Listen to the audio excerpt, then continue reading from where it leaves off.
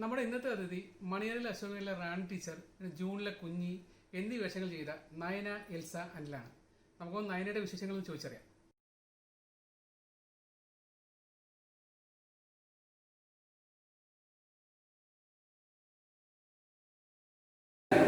Welcome to my channel. ഇതിപ്പം എനിക്ക് ആദ്യം നയന ചോദിക്കാനുള്ളത്, ഇപ്പം എല്ലാവർക്കും അറിയാവുന്നത് ചില ആൾക്കാർ നയന അനിൽ എന്ന് വിളിക്കും, ചിലർ നയന എൽസ എന്നാണ് വിളിക്കുന്നത്, ചിലർ നയന എൽസ അനിൽ എന്ന് വിളിക്കും.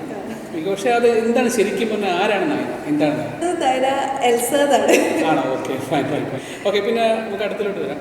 അതായത് ഇപ്പം നിങ്ങളുടെ കരിയർ എങ്ങനെയാണ് സ്റ്റാർട്ട് ചെയ്തത്? എന്ന് വെച്ചാൽ മോഡലിംഗ് ആണോ അതോ മൂവിയാണോ, എങ്ങനെയാണ്? എൻ്റെ ഫസ്റ്റ് കരിയർ സ്റ്റാർട്ട് ചെയ്യുന്നത് ഞാനൊരു ബ്യൂട്ടി പേജിൻ്റെ ചെയ്തായിരുന്നു, ഗൃഹലക്ഷ്മിയുടെ ഫേസ് ഓഫ് കേരള എന്ന് പറഞ്ഞിട്ട്.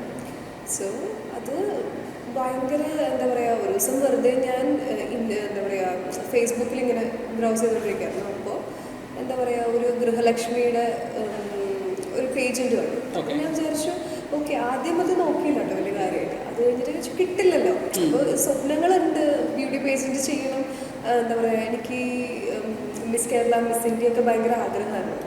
അപ്പോൾ ഞാൻ ചെറുപ്പത്തിലൊക്കെ പേജൻസ് കാണുന്ന സമയത്ത് മിററിൻ്റെ മുന്നിൽ പോയിട്ട് മൈക്കൊക്കെ പിടിച്ചിങ്ങനെ ഇൻട്രൊഡക്ഷനൊക്കെ പറഞ്ഞു കാറ്റ്വാക്കൊക്കെ നടന്നു നോക്കും. പക്ഷെ എന്നാലും ഇതൊക്കെ ചെയ്യാൻ പറ്റുന്നോ അല്ലെങ്കിൽ മൂവിയിൽ വരുന്നോ ഒന്നും സ്വപ്നത്തിൽ വിചാരിച്ചിട്ടില്ല.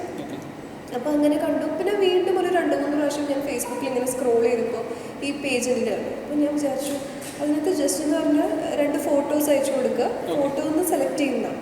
ഞാൻ വെറുതെ 2 റീസെൻറ്റ് പിക്ചേഴ്സ് ഇട്ട് കൊടുത്തു, അപ്ലോഡ് ചെയ്ത് കൊടുത്തു. അപ്പോൾ ഒരു ദിവസം എനിക്ക് പെട്ടെന്ന്, ഞാൻ സമയത്ത് ദുബായിൽ ഉണ്ട്. അപ്പോൾ ദുബായിലുള്ളപ്പോൾ ഡാഡി വിളിച്ചിട്ട് പറഞ്ഞു ഗൃഹലക്ഷ്മിയിൽ സെലക്ട് ആയിട്ടോ. അപ്പോൾ ഞാൻ പറഞ്ഞു വെറുതെ തമാശ പറയായിരിക്കും. പറഞ്ഞു ഇല്ല ശരിക്കും.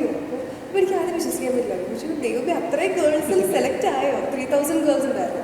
അപ്പോൾ അതിൽ സെലക്ട് ആയി എന്ന് പറഞ്ഞു. അപ്പോൾ അത് കഴിഞ്ഞിട്ട് പിന്നെ അവരുടെ ഒരു 3000-ൽ നിന്ന് 150 സെലക്ട് ചെയ്യുമെന്ന് പറഞ്ഞു. അങ്ങനെ അതിലൊരു ഫോട്ടോഷൂട്ട് ഉണ്ടായിരുന്നു കൊച്ചിയിൽ വെച്ച്. അപ്പോൾ അതിൽ ചെല്ലുമ്പോഴാണെങ്കിലും നമ്മൾ ഫസ്റ്റ് ടൈമാണ് പുറത്തുനിന്ന് ഒരാളെ കൊണ്ട് മേക്കപ്പ് ചെയ്ത് നമ്മൾ അങ്ങനെ ഒരു ഫോട്ടോ ഷൂട്ട് എന്ന് പറഞ്ഞു പോകുന്നത്. അതിന് മുന്നേ ഞാൻ ക്യാമറയുടെ മുന്നിൽ നിന്നിട്ടില്ല. അപ്പോൾ ഫസ്റ്റ് ടൈം അവരൊരു ഷൂട്ട്. അപ്പോൾ ഞാൻ നല്ല അടിപൊളി ഗേൾസ്. അപ്പോൾ ഞാൻ വെച്ചു സെലക്ട് ആയത് ഇത് കൗണ്ട് ചെയ്യുക, ടോപ്പ് 150 ആണ്. അപ്പോൾ 150 ഗേൾസ്. അപ്പോൾ 3 ഇത് നടക്കുന്നുണ്ട്, കൊച്ചി, കോട്ടയം, കാലിക്കറ്റ്, അങ്ങനെ കുറേ പ്ലേസ് നടക്കുന്നുണ്ട്. അപ്പോൾ ഞാൻ ഇതിൽ നിന്ന് 150 എന്തായാലും വരില്ല എന്നൊക്കെ പറഞ്ഞ് നമ്മുടെ ഫോട്ടോഷൂട്ടൊക്കെ കൊടുത്തു. അത് കഴിഞ്ഞിട്ടാണ് ഭയങ്കര ഇതായിട്ട് ഗൃഹലക്ഷ്മിയുടെ മാഗസീനകത്താണ് ടോപ്പ് 150 വരുന്നത്. അതിനകത്ത് ഫോട്ടോ ഉണ്ട്. അപ്പോൾ ഞാൻ വിചാരിച്ചു ഓക്കെ, അങ്ങനെ ഫോട്ടോ വന്നിട്ടുണ്ട്, അത് ഷോർട്ട് ലിസ്റ്റ് ചെയ്ത് വന്നിട്ടുണ്ട്. അങ്ങനെ നമ്മൾ ഫൈനൽസിന് ഗൃഹലക്ഷ്മിയുടെ മൂവിയിലൂടെ അങ്ങനെ ഭയങ്കര പിന്നെ മൂവി ഓഫേഴ്സ് വരാൻ തുടങ്ങി, നല്ല നല്ല മൂവി ഓഫേഴ്സ് വരാൻ തുടങ്ങി. അപ്പോഴും ഞാൻ പക്ഷെ വീട്ടിൽ നിന്ന് ഭയങ്കര സപ്പോർട്ടായിരുന്നു. ജൂലൈയിലായിരുന്നു ഗൃഹലക്ഷ്മി. അത് കഴിഞ്ഞിട്ട് ഞാനൊരു നവംബറിലായപ്പോഴേക്കാണ് എന്താ പറയുക എൻ്റെ ബർത്ത്ഡേ കഴിഞ്ഞിട്ട് ഞാൻ ഇരിക്കുമ്പോഴത്തേക്ക് നമ്മളിങ്ങനെ വെറുതെ ഇരിക്കുമ്പോൾ ഒരാൾ എന്താ പറയുക മെറൈൻ ഡ്രൈവിൽ നമ്മളിങ്ങനെ മുഖമൊക്കെ നോക്കുന്ന ആൾ ഇങ്ങനെ വന്നപ്പോൾ എല്ലാവരും പറഞ്ഞു തട്ടിപ്പാണ്. അപ്പോൾ എന്നോട് പറഞ്ഞു ലൈഫ് മാറാൻ പോവാണ്. ഞാൻ പറഞ്ഞു എന്ത് മാറാനാണ്, ലൈഫ് എങ്ങനെ പോകുന്നു, പഠിച്ച് അങ്ങനെ ഇങ്ങനെ പോവാം. അപ്പോൾ അത് കഴിഞ്ഞ് 1 വീക്ക് കഴിഞ്ഞപ്പോൾ എനിക്ക് ഒരു കോള് വന്നു. അപ്പോൾ അതിൽ എന്താ പറയുക ഒരു തമിഴ് മൂവിയായിരുന്നു. അങ്ങനെ എൻ്റെ ഒരു ഫ്രണ്ട് അങ്ങനെ എൻ്റെ അടുത്ത് സജസ്റ്റ് ചെയ്തിട്ട് പറഞ്ഞു ചെയ്യും. നിങ്ങൾ ദൈവമേ തമിഴൊക്കെയോ എന്താവും നമുക്കറിയില്ല.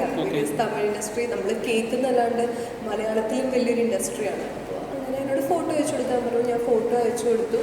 ഓഡീഷനും പരിപാടിയൊന്നും ഉണ്ടായിരുന്നില്ല. ഞാൻ അവരെ പോയി മീറ്റ് ചെയ്തു. മീറ്റ് ചെയ്ത് കഴിഞ്ഞപ്പോഴത്തേക്ക് ആദ്യം ഞാനൊരു ജീൻസിലൊക്കെ ആയിരുന്നു. അപ്പോൾ എന്നോട് പറഞ്ഞു ചുരിദാർ ഇട്ടിട്ട് വരാൻ പറ്റുമോ എന്ന് ചോദിച്ചു. അങ്ങനെ ഞാൻ നിപ്പിൽ പോയി ചുരിദാർ ഇട്ടിട്ട് വന്നു.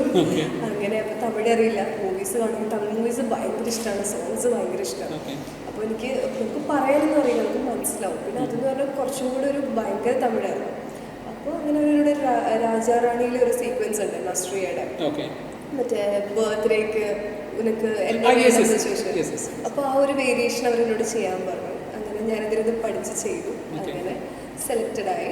അങ്ങനെ എൻ്റെ ഫസ്റ്റ് തമിഴ് മൂവി പുതുക്കവിത ബാല സാറിൻ്റെ അസോസിയേറ്റ്. പക്ഷെ അത് റിലീസായിട്ടില്ല. ശരിക്കും പറഞ്ഞാൽ ഞാൻ വെറുതെ പറഞ്ഞതൊക്കെ ഈ ഫസ്റ്റ് മൂവി റിലീസാവാത്തത് ശരിക്കും പറഞ്ഞാൽ കുറേ ഭാഗ്യമെന്ന് പറയും. ഫസ്റ്റ് മാത്രമല്ല 2-3 പടം റിലീസായിട്ടില്ല. ഇപ്പം എന്തായാലും പക്ഷേ ഇപ്പം നമ്മൾ ഏറ്റവും ശ്രദ്ധിക്കപ്പെട്ടത് മണിയറിലെ അശോകൻ്റെ റാണി ടീച്ചർ ക്യാരക്ടറാണ്. അതായത് കൃഷ്ണേന്ദ്രൻ്റെ പേരായിട്ട്. അത് പക്ഷേ ഒരു എനിക്ക് തോന്നുന്നു മണിരത്ന ഷോയിൽ ഒരു 3-4 നായകന്മാരുണ്ടായിരുന്നു. ഒരു നസ്രി ഉൾപ്പെടെ 4 നായകന്മാരുണ്ടായിരുന്നു ഇല്ലേ? പക്ഷെ എന്നാലും ആൾക്കാർ ശ്രദ്ധിക്കപ്പെട്ടത് ഈ റാണിക്ക് ചെറിയ ക്യാരക്ടറാണ്. അത് ഓട്ടയ്ക്ക് ഇടുന്നതും അവസാനം തേങ്ങ കൊടുക്കുന്നതും എല്ലാവരും ഏറ്റവും ഹൈലൈറ്റ് ആയിട്ടുള്ള ഒരു പ്രപ്പോസൽ സീനാണ് മറ്റേ ചെന്തെങ്ങിന്റെ തൈ.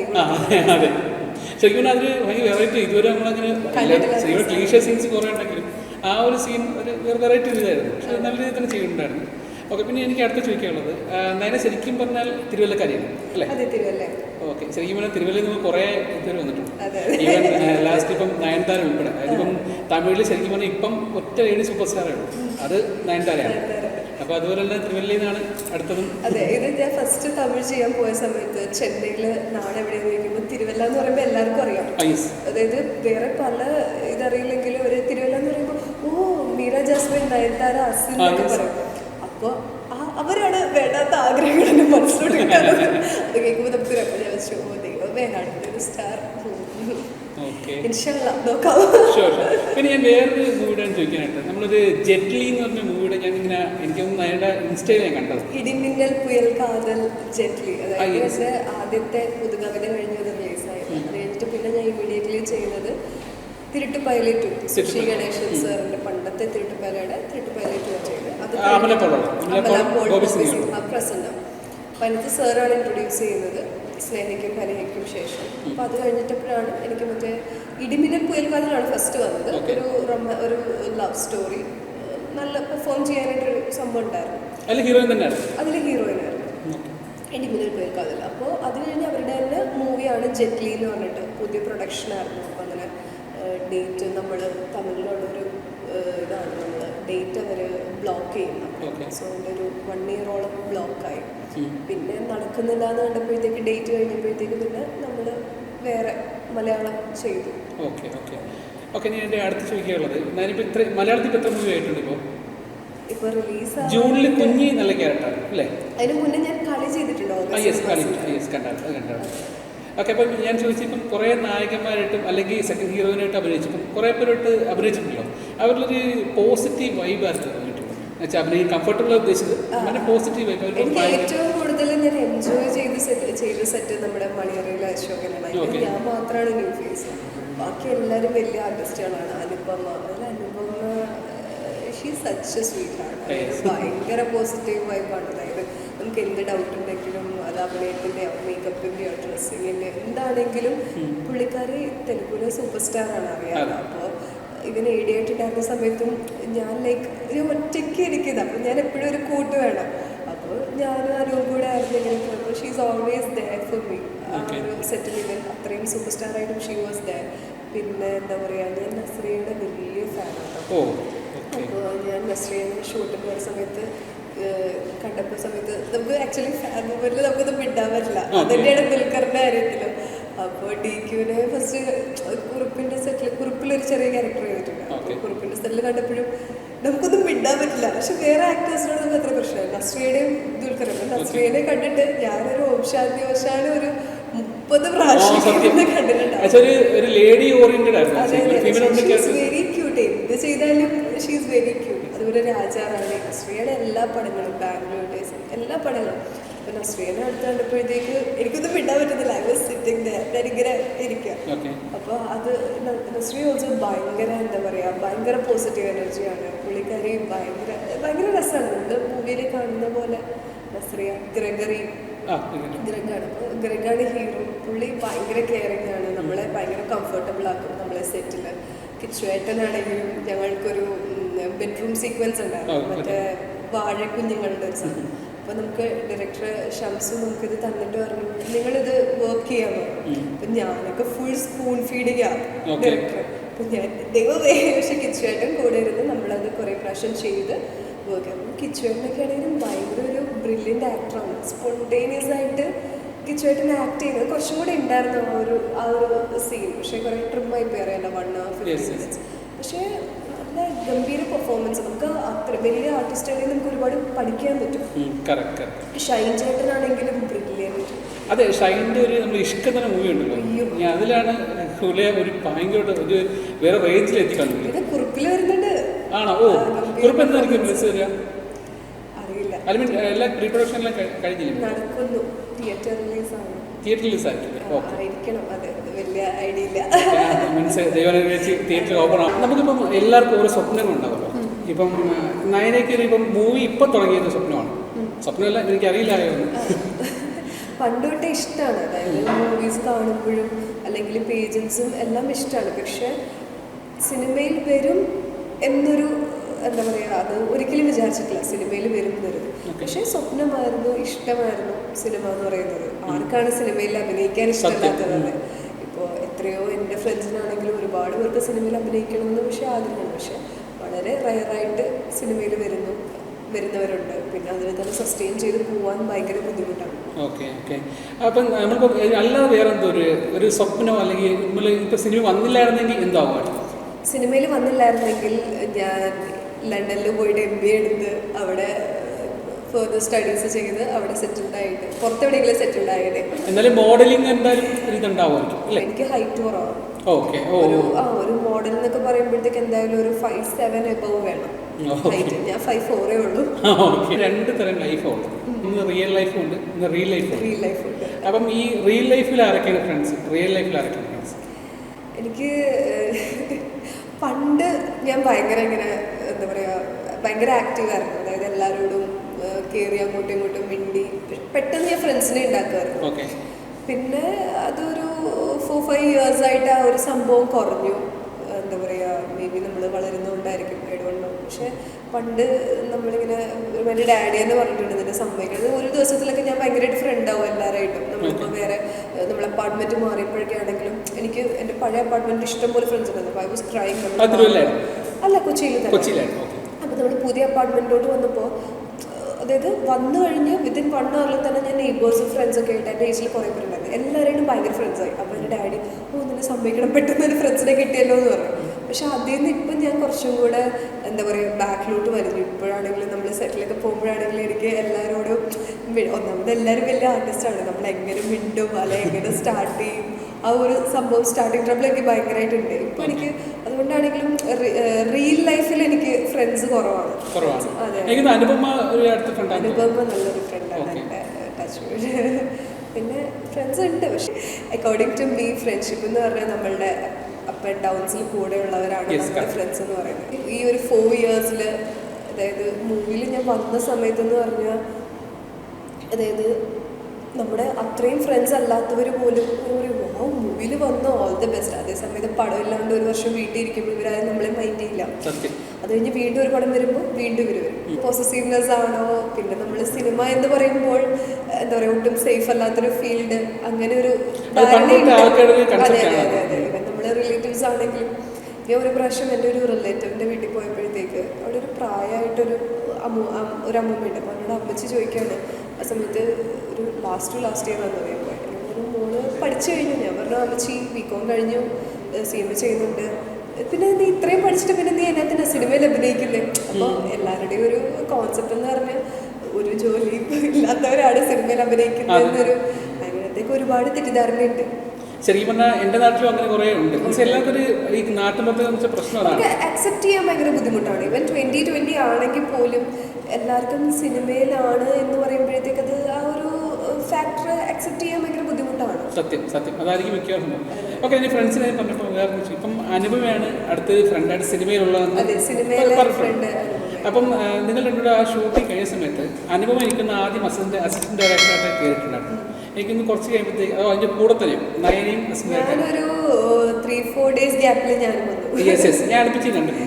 അപ്പോൾ എൻ്റെ ചോദ്യം, നമ്മളിപ്പോൾ ഉടനെ എങ്ങാനും ഐ മീൻ ഈ അടുത്ത കാലത്ത് എങ്ങാനും ഒരു പുതിയൊരു സംവിധായകയെ പ്രതീക്ഷിക്കാൻ പറ്റും നയനയുടെ? ഞാനോ? ഇല്ല, ഒരുപാട് പഠിക്കാനുണ്ട്. എനിക്ക് വന്നൊരു കുറേ ഒരു 5-6-7 മൂവീസ് അസിസ്റ്റ് ചെയ്തു. അതായത് സിനിമ എന്ന് പറയുന്നത് ഒരുപാട് പഠിക്കാനുണ്ട്, ഒരുപാട്. അതായത് ഇപ്പം വലിയ ആർട്ടിസ്റ്റുകളുടെയൊക്കെ ഇൻ്റർവ്യൂവിലാണെങ്കിലും നമ്മൾ കാണുമ്പോൾ അവർ പറയുന്നത് അവർ സ്റ്റിൽ പഠിച്ചുകൊണ്ടിരിക്കുകയെന്നാണ്. അപ്പോൾ എൻ്റെ അടുത്ത് ചോദിക്കുകയാണെങ്കിൽ ഇല്ല, ഒരുപാട് പഠിച്ച് എല്ലാം കഴിഞ്ഞിട്ടേ ഒരു ഡയറക്ടറാവാൻ പറ്റുള്ളൂ.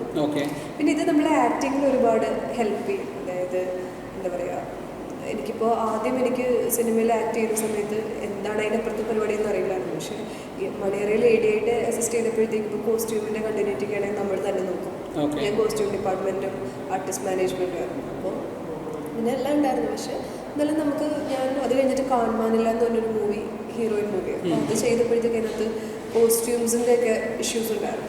അപ്പോൾ നമുക്ക് മനസ്സിലാവും, അയ്യോ ഇങ്ങനെയാണ് ഓരോ കാര്യങ്ങൾ നമുക്ക് മനസ്സിലാകാനൊക്കെ തുടങ്ങി. അങ്ങനെ കുറേ ഹെൽപ്പ് ചെയ്തു. സപ്പോർട്ട് ചെയ്തില്ലെന്ന് പറഞ്ഞില്ലേ? അപ്പം എനിക്ക് തോന്നുന്നത് ഫ്രണ്ട്സ് ഇപ്പോൾ പറയാറുണ്ട്, അപ്പം നമ്മൾ മിണ്ടുന്നില്ല, നമ്മളിപ്പം അവർക്ക് കുറേ കോൺടാക്ട് ഇപ്പോൾ ജാടയാണ് അങ്ങനെയല്ലോ പറയാറുണ്ടോ? എന്താ പറയുക, ഈ അതായത് ബേസിക്കലി ഞാൻ പറഞ്ഞല്ലോ, ഞാനൊരു 5 വർഷമൊക്കെ ആയപ്പോഴത്തേക്ക് 5 വർഷത്തിൽ ഭയങ്കര എന്താ പറയുക, ആരായിട്ടും കോണ്ടാക്ട്സ് കീപ്പ് ചെയ്യുന്നതെല്ലാം ഭയങ്കരമായിട്ട് കുറഞ്ഞു. അപ്പോൾ നമ്മൾ സിനിമയിൽ വന്നില്ലായിരുന്നെങ്കിൽ ആരും ഈ ജാടയാണെന്ന് പറയില്ല. പക്ഷെ ഇപ്പോൾ ഒരുപാട് പേര് പറയുന്നുണ്ടാവും, അതായത് she changed a lot, may be എന്താ പറയുക, നമ്മുടെ ലൈഫാണല്ലോ നമ്മളെ ചേഞ്ച് ചെയ്യുന്നത്. അപ്പോൾ എന്നെ സംബന്ധിച്ചെന്ന് പറഞ്ഞാൽ എന്താ പറയുക, ഞാൻ ഫ്രണ്ട്ഷിപ്പിൽ ഒരുപാട് വിശ്വസിക്കുന്ന ഒരാളാണ്. അതായത് എന്താ പറയുക, ഫ്രണ്ട്സ് ഒന്നും എനിക്ക് ചുറ്റിനുള്ള ഫ്രണ്ട്സ് എന്ന് പറഞ്ഞാൽ ഞാൻ 0 ആണെങ്കിൽ എന്നെ അക്സെപ്റ്റ് ചെയ്യണം. അല്ലാണ്ട് ഞാൻ എന്തെങ്കിലും ആയിട്ട് എന്നെ അക്സെപ്റ്റ് ചെയ്യുന്ന ഫ്രണ്ട്സിൽ I don't believe in that friendship. So പിന്നെ നമ്മൾ ഫേമസ് ആകുമ്പോൾ ആൾക്കാർ വരുന്നു. Yes, I don't believe in that. So നമ്മൾക്ക് നമ്മുടെ ഡൗൺസിൽ നമ്മുടെ കൂടെ ഉണ്ടാവണം. സോ അത് അങ്ങനെയുള്ളവരിലാണ് ബാക്കി ആളുകളെന്ന് പറയുന്നത് വെച്ചാൽ എനിക്കറിയില്ല. ഒരു ജാടയില്ല, ബിക്കോസ് ജാടയാവാനായിട്ട് നമ്മളെങ്ങും എത്തിയിട്ടില്ല. Still I M struggling. So അങ്ങനത്തെ ഒരു സംഭവമുണ്ട്. ഓക്കെ, പിന്നെ ഞാൻ അടുത്തിപ്പം അനുമയോട് കാലം തിരിച്ചു തരാം. അപ്പോൾ അനുപമ ഇടയ്ക്ക് ഇൻ്റർവ്യൂ പറഞ്ഞ് കേട്ടോ, അതായത് പുള്ളിക്കാരി AD ആയത് അവർ നിങ്ങളുടെ ഒരു മൂവിയിൽ എല്ലാവരും ഭയങ്കര ഫ്രണ്ട്ഷിപ്പ് ആയിരുന്നു എല്ലാവരും തമ്മിൽ. ദുൽഖർ വരുമായിരുന്നു സെറ്റിൽ? 2 ദിവസം ഷൂട്ട് ഉണ്ടായിരുന്നു. പിന്നെ ഒരിക്കൽ എന്താ പറയുക, ഇങ്ങനെ വിസിറ്റ് ചെയ്യാനായിട്ട് വന്നു. പക്ഷെ എന്നാലും ഭയങ്കര രാത്രിയിലൊക്കെയാണ് വരിക. ഫാൻസും. ദുൽഖർ എങ്ങനെ ആളാണ്? ഇൻട്രോവേർട്ട് ആണോ എക്സ്ട്രോവേർട്ട്? എങ്ങനെയാണ് ആൾ? He's very sweet. Very sweet. അതായത് എന്താ പറയുക, ഒരു ജാടയോ ഒന്നുമില്ല. അതായത് ഇത്രയും ഒരു സൂപ്പർ സ്റ്റാറിൻ്റെ മോനെന്ന് പറയുമ്പോഴത്തേക്ക് നമ്മൾ വേറെ ആക്ടേഴ്സൊക്കെ ആണെങ്കിൽ നമ്മളൊന്ന് മെസ്സേജ് ചെയ്യുമ്പോഴത്തേക്കോ അല്ലെങ്കിൽ നമ്മൾ സംസാരിക്കുമ്പോഴേക്കും ആ ഒരു ഇതുണ്ടല്ലോ, സ്റ്റാറിൻ്റെ ഒരു ആറ്റിറ്റ്യൂഡ് ഉണ്ട്. അങ്ങനെ പറയണ്ട, ലൈക്ക് ആ ഒരു സ്റ്റാർഡം ഒരു സാധനമുണ്ട്. പക്ഷേ Dulquer is very down to earth. Is very down to earth. അപ്പോൾ എന്താ പറയുക, ദുൽഖറിനെ കണ്ടുപഠിക്കണം ഓരോരുത്തരും. അതായത് ഒരു ജാടയോ ഒന്നുമില്ല. അതായത് നമ്മളിൽ ഒരാളായിട്ടാണ് കൂടി നിൽക്കുന്നത്. ഓക്കെ, മമ്മൂക്കയുടെ കാര്യം പറയും. മമ്മൂക്ക എടുത്ത് പുറമേ നിന്ന് കേൾക്കുമ്പോൾ എല്ലാവർക്കും വലിയ പരുക്കാൻ തോന്നുമെങ്കിലും അടുത്ത് വന്നപ്പോൾ ഭയങ്കര ഫ്രണ്ട്ലി ആണെന്ന് കേട്ടിട്ടില്ല. പുള്ളി ഒരുപാട് ദൈവവിശ്വാസിയാണോ? ഭയങ്കര ദൈവവിശ്വാസിയാണ്. എന്നുവെച്ചാൽ ഏതിനോടാണ്? റിലിജിയൻ എങ്ങോട്ട്? നിങ്ങൾ ക്രിസ്ത്യാനിയാണോ അതോ മറ്റ് ബാക്കിയുള്ള ഹിന്ദു മതം ഏതിലായിരുന്നു ഏറ്റവും കൂടുതൽ? ഞാൻ ബൈബിള് ഡെയിലി വായിക്കും. അതെ, ഞാനൊരു കുഞ്ഞിലെ തൊട്ട് ഫ്രൈഡേ, സാറ്റർഡേ, സൺഡേ പഠിപ്പിക്കൊണ്ടിരുന്നൊരു കുട്ടിയായിരുന്നു. അങ്ങനെ ഭയങ്കര ദൈവവിശ്വാസിയാണ്. അതായത് ബൈബിള് ഞാൻ ഡെയിലി വായിക്കും. എനിക്കൊരു കുഞ്ഞ് ബൈബിളാണ്, 3rd സ്റ്റാൻഡേർഡിൽ കിട്ടിയൊരു ബൈബിളാണ്. അപ്പോൾ ആ ബൈബിള് തലയുടെ അടിയിൽ വെച്ചിട്ടാണ് ഞാൻ കിടക്കുക. അപ്പോൾ ഞാൻ എവിടെ പോയാലും ആ ഒരു ബൈബിള് ക്യാരി ചെയ്തിട്ട് അങ്ങനെ ഒരു ബൈബിളൊക്കെ ഉണ്ട്. പിന്നെ ഇപ്പോൾ എന്താ പറയുക, ഞാൻ ഒരു 4-5 വർഷമായിട്ട് ഇപ്പോൾ എന്താ പറയുക, എൻ്റെ 2 ബെസ്റ്റ് ഫ്രണ്ട്സും ഹിന്ദുസാണ്. സോ അപ്പോൾ അവരുടെ അമ്മമാരായിട്ടൊക്കെ ഞാൻ ഭയങ്കര കമ്പനി. അവിടെ എന്താ പറയുക, കുട്ടിയുടെ വീട്ടിൽ പോയിട്ട് അവിടെ സ്റ്റേ ചെയ്യായിരുന്നു കോളേജ് ടൈമിലൊക്കെ. അപ്പോൾ സ്കൂൾ ടൈമിലൊക്കെ നമ്മളവിടെ നിൽക്കുമ്പോൾ എന്താ പറയുക, അവിടെ അച്ഛമ്മയുണ്ട്. അപ്പോൾ അച്ഛമ്മ ഞങ്ങളിങ്ങനെ അമ്പലത്തിൽ വിടും. അതായത് ഇങ്ങനെ എനിക്കിപ്പോൾ ഞാനാണെങ്കിൽ വീട്ടിൽ ഇത്ര അങ്ങനെ ഒരുങ്ങുമൊന്നുമില്ല. ഞാനൊരു എന്താ പറയുക, അത്രയും ഒരു ടോംബോയ് ടൈപ്പ് ഒരു ഇതാണ്, ജീൻസ് ഷോർട്സ് അങ്ങനെയൊക്കെ. അപ്പോൾ അവിടെ ചെല്ലുമ്പോഴത്തേക്ക് എൻ്റെ ഫ്രണ്ട് നന്നായിട്ട് ഒരുങ്ങൂട്ടോ. അപ്പോൾ അങ്ങനെ അച്ഛമ്മ ഞങ്ങളെ 2 പേരെയും ഒരുങ്ങി അമ്പലത്തിൽ പോകും. സുന്ദരിയായിട്ട് അമ്പലത്തിൽ പോയിട്ട് ദേവിക്ക് കാണാനാണ് ഇഷ്ടം എന്നൊക്കെ പറഞ്ഞിട്ട് അങ്ങനെ ഞാൻ അമ്പലത്തിൽ പോകും. അതിന് മുന്നേയും ഞാൻ പണ്ട് ഞങ്ങളുടെ അപ്പാർട്ട്മെൻറ്റിൻ്റെ അപ്പുറത്തൊരു ഹിന്ദു ഫാമിലി ഉണ്ടായിരുന്നു. അപ്പോൾ അവർക്ക് ഞാൻ ഭയങ്കര കാര്യമായിട്ട് ഞാൻ അമ്മൂട്ടിന്ന് വിളിച്ചിട്ടാണ്.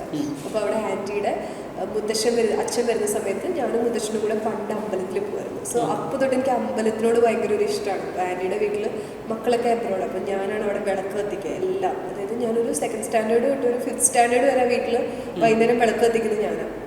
അപ്പോൾ ആ ഒരു ഇത് ചെറുപ്പം തൊട്ടേ ഉണ്ട് എനിക്ക് അമ്പലത്തിൽ. അതുകൊണ്ട് എന്താ പറയുക, ഞാൻ കലൂരും പാലാരിവട്ടത്തുള്ള എല്ലാ അമ്പലത്തിലും ഞാൻ പോയിട്ടുണ്ട്.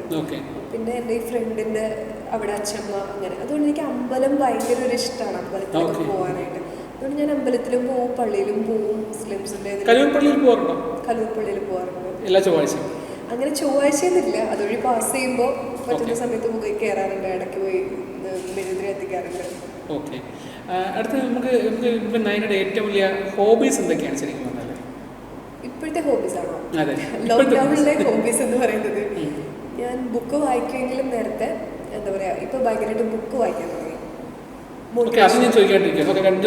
ഓക്കെ, മോട്ടിവേഷണൽ ബുക്സ് വായിക്കാൻ തുടങ്ങി. പിന്നെ പണ്ടെന്ന് പറയുകയാണെങ്കിൽ ഞാൻ മൂവിയിലൊക്കെ വരുന്നതിന് മുന്നേ എനിക്ക് കംഫർട്ടബിൾ ആയിട്ടുള്ള മൂവീസേ ഞാൻ കാണുള്ളൂ. എനിക്ക് എന്താ പറയുക, ഭയങ്കര ഈ ക്രൈം ത്രില്ലേഴ്സും അതുപോലെ ഭയങ്കര ക്രൈമുള്ള പരിപാടികളും ത്രില്ലേഴ്സൊക്കെ എനിക്ക് കാണാൻ പേടിയാണ്. ബിക്കോസ് എനിക്ക് ഭയങ്കര ടെൻഷൻ വരും. എന്നിട്ട് അങ്ങനത്തെ പരിപാടികളൊന്നും, അങ്ങനത്തെ മൂവീസൊക്കെ ഞാൻ കാണത്തില്ല. ഞാൻ ഭയങ്കര സെലക്റ്റീവായിട്ട് മൂവി കണ്ടുകൊണ്ടിരുന്ന ഒരാളായിരുന്നു. ഇപ്പം മൂവിയിൽ വന്നപ്പോഴത്തേക്കും ഞാൻ എല്ലാ മൂവീസും നമ്മൾ കാണണമല്ലോ, അങ്ങനെ എല്ലാ മൂവീസും ഇരുന്ന് കാണുമായിരുന്നു. ലോക്ക്ഡൗണിൽ ഞാനൊരു 5 മൂവിയൊക്കെ ഇരുന്ന് കാണുമായിരുന്നു.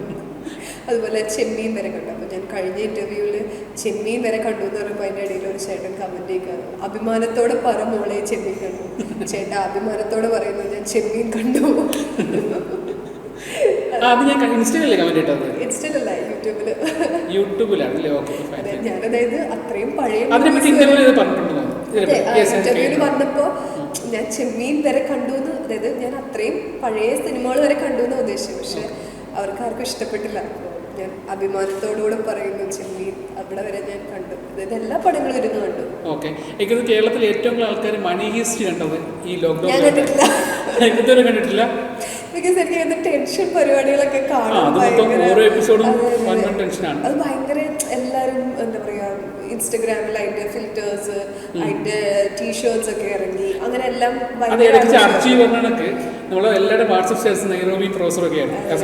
ഞാൻ അങ്ങനത്തെ പരിപാടികളില്ല. ബിക്കോസ് മണി ഹീസ്റ്റ് എന്റെ ബ്രദർ ഇരുന്ന് കണ്ടു.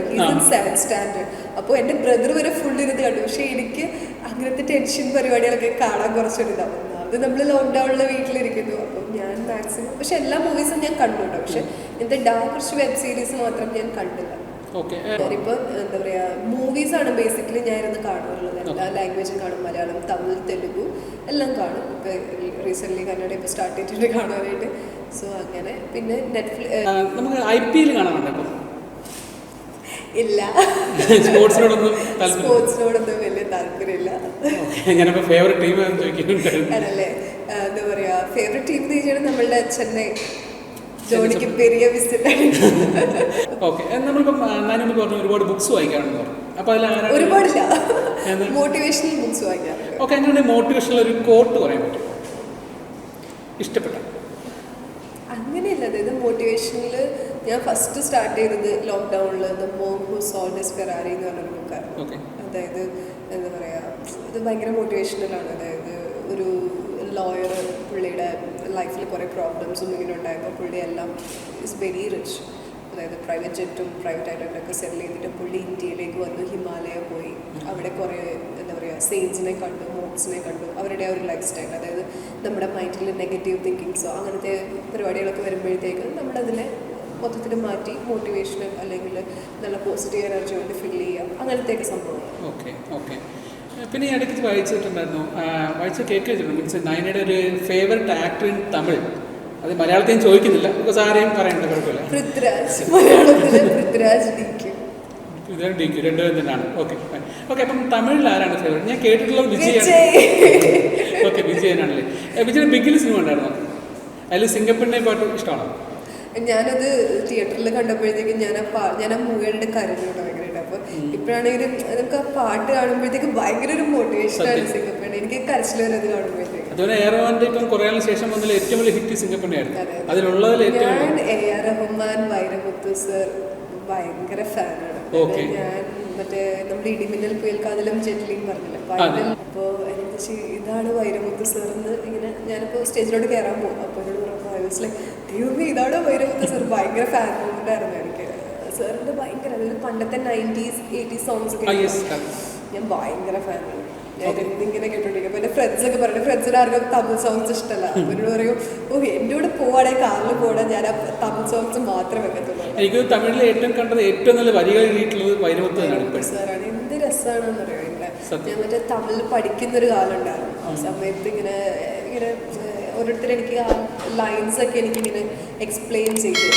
ദൈവം എന്ത് രസമാണ് അതിൻ്റെ സത്യം. നമ്മൾ അർത്ഥം ഭയങ്കര ലഭിക്കും. ഇന്ന് ശരിക്കും പറഞ്ഞാൽ ബിഗിൽ ഇറങ്ങിയിട്ട് 1 വർഷം തികയാണ്. ഓ വാവ്, അതറിയായിരുന്നു. ഓക്കെ, ഇന്ന് 25th ഇതിപ്പോൾ ഇത് 1 year തികയാണ് ബിഗിൽ ഇറങ്ങിയിട്ട്.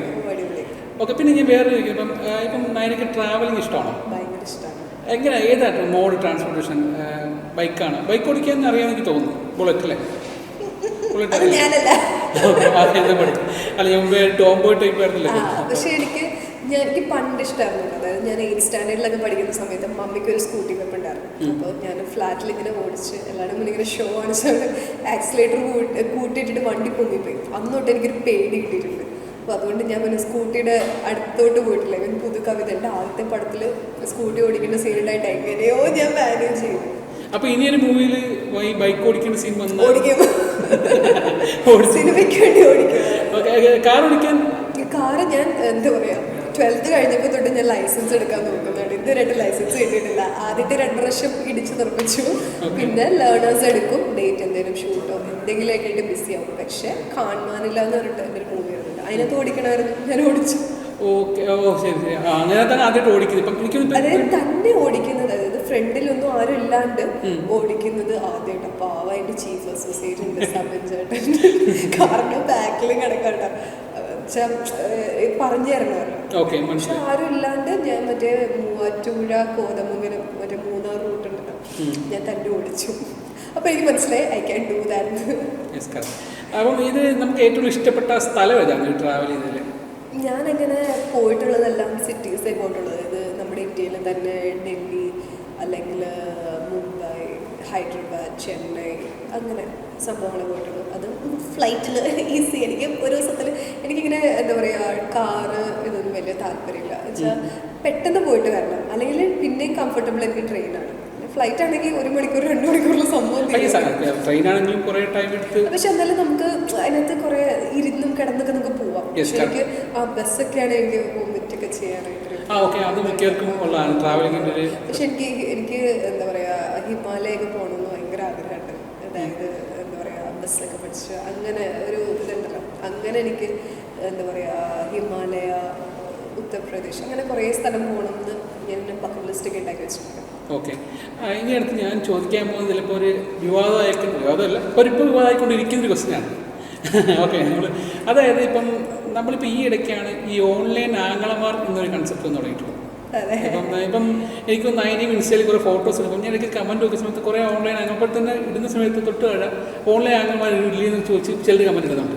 ശരിക്കും പറഞ്ഞാൽ ഈ ഓൺലൈൻ ആങ്ങളമാരെ പറ്റി എന്താണ് അഭിപ്രായം? ഇത് ശരിക്കും തുടങ്ങിയെന്ന് വെച്ചാൽ നമ്മൾ അനശ്വര രാജിൻ്റെ ഒരു ഫോട്ടോ ഇട്ടതിന് ശേഷമാണ്.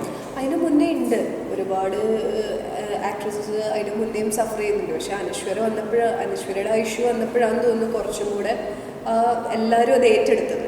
ഇപ്പോൾ എന്താ പറയുക, നമ്മളിപ്പോൾ വലിയ ആർട്ടിസ്റ്റുകളുടെ ഭയങ്കര വിഷമം ഉണ്ടാക്കുന്ന ഒരു കാര്യമാണ്. അതായത് വലിയ ആർട്ടിസ്റ്റുകളുടെ ഫേസ്ബുക്കിലാണ് ഏറ്റവും പ്രശ്നം ഇൻസ്റ്റഗ്രാമിനേക്കാളും. ബിക്കോസ് എല്ലാവരും ഉണ്ട് ഫേസ്ബുക്കിലും. അതായത് ചെറിയ തൊട്ട് വലിയ ആളുകൾ വരെ ഇന്ന് ഫേസ്ബുക്ക് എല്ലാവർക്കും കിട്ടുന്നതുകൊണ്ട് എല്ലാവരും ഉണ്ട്. എല്ലാ തരത്തിലുള്ള ആളുകളും ഉള്ള ഒരു പ്ലാറ്റ്ഫോമാണ് ഫേസ്ബുക്ക്. സോ അവർക്കാർക്കും നമ്മളുടെ ആർട്ടിസ്റ്റുകൾ, അവരുടെ കോസ്റ്റ്യൂംസ്, പിന്നെ ഞാനൊരു കാര്യം പറയാം, ഡ്രസ്സിങ് എന്ന് പറയുന്നത് നമ്മുടെ ഒരു സ്വാതന്ത്ര്യമാണ്. I am very lucky because my ഡാഡിക്ക് എന്ന് പറഞ്ഞിട്ടുണ്ടെങ്കിൽ ഞാൻ ചെറുപ്പം തൊഴിലെ എന്ത് ഡ്രസ്സ് ഇടുന്നതും ഡാഡിക്ക് ഭയങ്കര ഇഷ്ടമാണ്. ഡാഡിക്ക് ഞാൻ ആക്ച്വലി ചുരിദാർ ഇടുന്ന ഇഷ്ടമല്ല. അതുകൊണ്ട് ഞാൻ ആ കാര്യത്തിൽ ഭയങ്കര ലക്കിയാണ് എൻ്റെ ഫാമിലിയിൽ നിന്ന്. ഞാൻ ഭയങ്കരമായിട്ട് ഒരുങ്ങി നടക്കുന്നത്, ഞാൻ എന്ത് ഡ്രസ്സ് എടുത്താലും my dad is very happy. So അതുകൊണ്ട് എനിക്ക് പ്രശ്നങ്ങളില്ല. പക്ഷേ അതേ സമയത്ത് എൻ്റെ ഫ്രണ്ട്സ് ഉണ്ട്, എൻ്റെ സ്കൂൾ ഫ്രണ്ട്സ് ഉണ്ട്. അപ്പോൾ അതിലൊരു ഗ്യാങ്ങിൽ അതിൽ ബോയ്സ് ഉണ്ട്. അവരൊക്കെ മുസ്ലിംസ് ആയതുകൊണ്ട് അവരെൻ്റെ അടുത്ത് പറയാറുണ്ട് ഇങ്ങനെ പുറത്തിറങ്ങുന്ന സമയത്ത് ചുരിദാർ ഇടടി അങ്ങനെ പറയാം. അപ്പം ഞാൻ നോ ആ ഒരു എല്ലാ ഗേൾസും. അപ്പോൾ നമ്മുടെ സൊസൈറ്റിയിൽ നിന്ന് നമ്മൾ ഒരു ഡ്രസ്സ് ഇടുമ്പോൾ എനിക്ക് മനസ്സിലാവാത്തൊരു കാര്യം എന്ന് പറഞ്ഞാൽ, ഒരിക്കലും ഒരു ആളുടെ ഡ്രസ്സിങ് അല്ല ആളുടെ സ്വഭാവം ലൈക്ക് സ്വഭാവം നിശ്ചയിക്കുന്നതെന്ന് പറയും.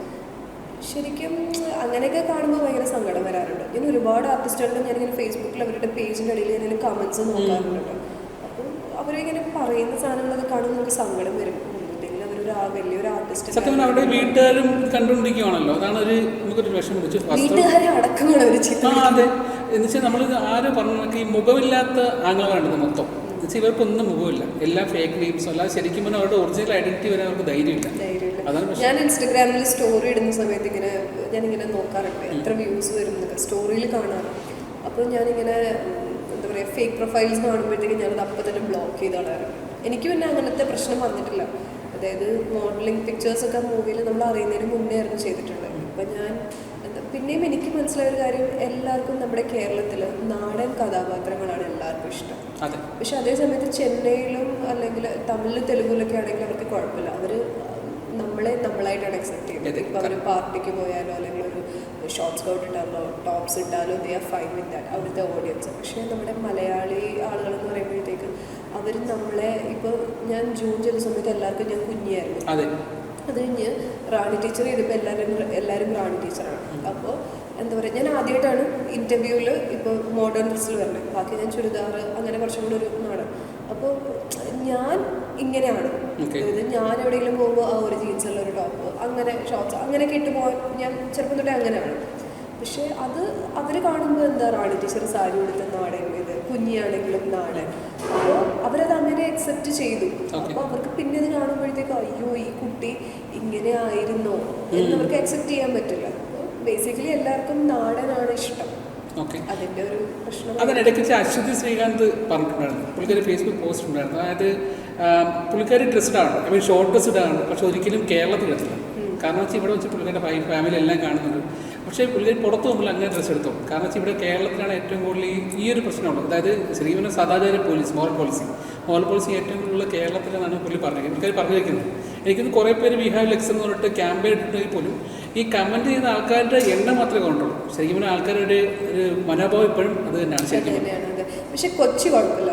മല്ലുദ മലയാളിയായിട്ട് നല്ലൊരു ഇൻ്റർവ്യൂ സെഷനായിരുന്നു ഇവിടെ. ഞാൻ ഒരുപാട് ഇൻ്റർവ്യൂ ചെയ്തു. കുറേ യൂഷ്വലി എന്താ പറയുക ഇൻ്റർവ്യൂസിൽ നമ്മളുടെ പ്രൊഫഷൻ അല്ലെങ്കിൽ കുറച്ച് നമ്മളുടെ പേഴ്സണൽ കാര്യങ്ങളായിരുന്നു. ഇതിൽ ഒരുപാട് കാര്യങ്ങൾ ചോദിച്ചു. നല്ല ഫണ്ണായിരുന്നു. I had so much fun here. പിന്നെ എല്ലാവരും ഈ ചാനൽ കാണുക, സബ്സ്ക്രൈബ് ചെയ്യുക, ഷെയർ ചെയ്യുക. മല്ലുദ മലയാളി. Thank U.